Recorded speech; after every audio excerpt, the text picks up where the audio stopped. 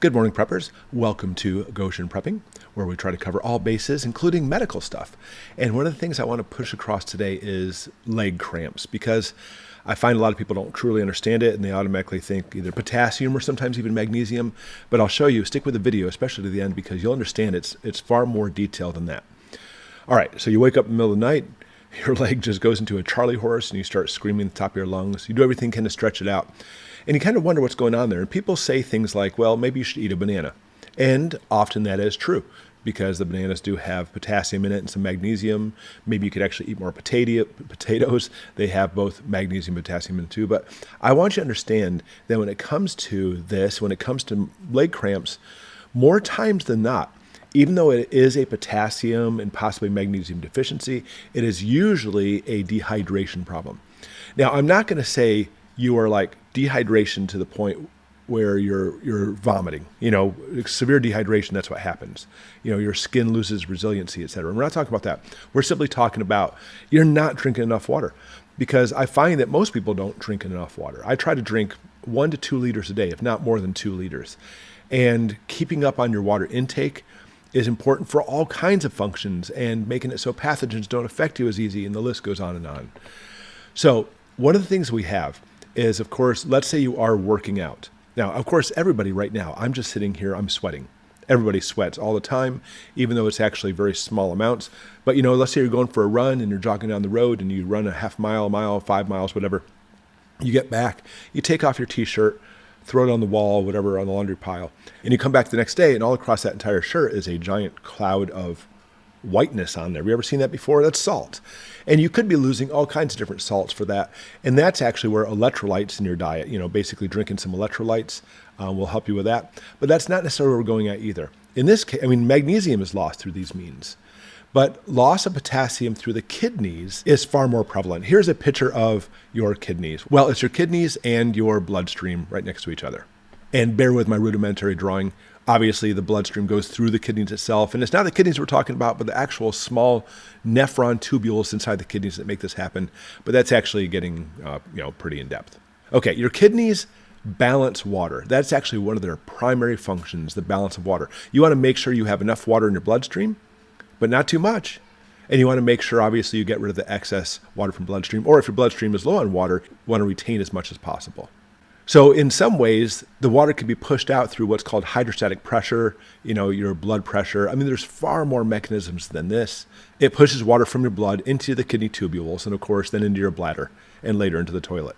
But in the opposite direction, we can retain water by maintaining particulates in your bloodstream.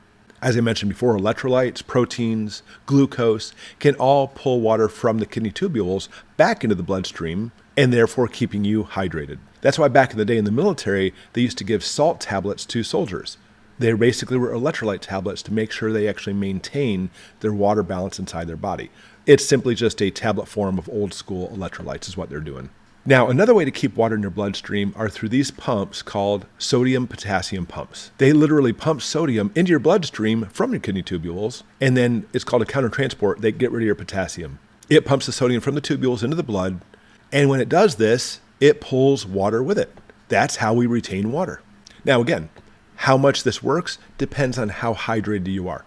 If you're very hydrated, this pump won't work very much. I mean, of course, we're talking about millions of these pumps. There just won't be that many working.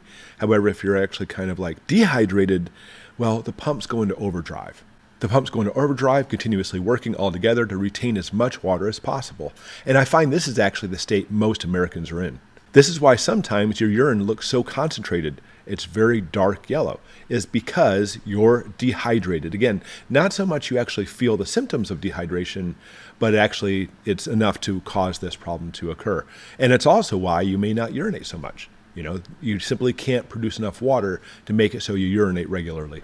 So when the sodium-potassium pump goes into overdrive and continuously pumps the extra sodium back into the blood, it has to counterpump the potassium from the blood into the kidney tubules, which eventually goes into your urine.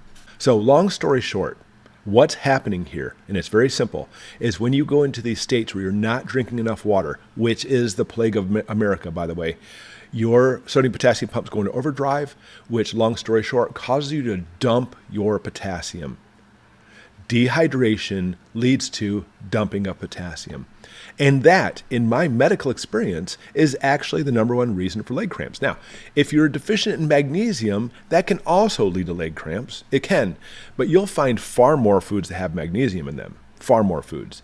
More than likely, especially if you have not been drinking enough water, more than likely you're deficient on potassium, not necessarily the magnesium. But you know what? Either way, where is it? I have these pills that I get from Amazon, yeah, the evil Amazon, called Country Life. Calcium, magnesium, potassium tablets. It has 500 milligrams of calcium, 500 magnesium, and 100 grams of potassium. And these are great.